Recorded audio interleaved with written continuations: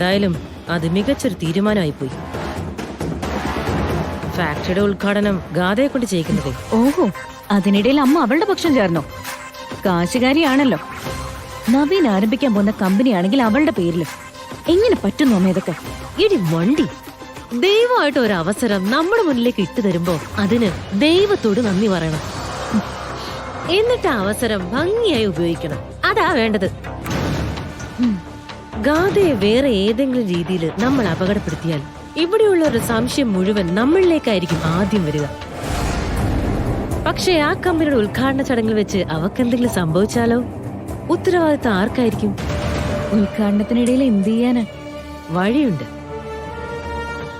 അവളാണല്ലോ കമ്പനിയുടെ പ്രവർത്തനങ്ങൾ switch on ചെയ്യുന്നത്. ആ സ്വിച്ച് അവളെ ചതിക്കും. അഹങ്കാരിയായ സിത്താര ശ്രീനിവാസന്റെ ധിക്കാരിയായ മോള് എല്ലാവരുടെയും മുന്നിൽ കിടന്ന് പെടഞ്ഞില്ലാതാകും.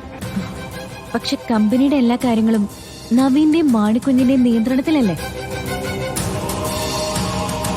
ആ നിയന്ത്രണം പൊട്ടിക്കണം. അതിനുള്ള മാർഗമാണ് തിരക്കേണ്ടത്.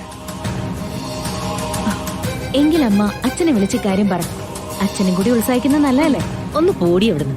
ഓ, നിന്റെ അച്ഛൻ എന്ത് പേടി തൊണ്ടാന്നറിയാവോ?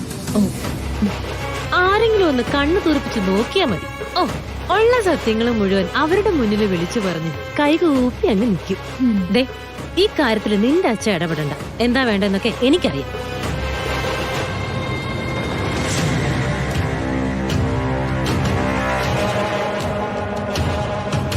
ഇനി ഞാൻ തോൽക്കില്ല.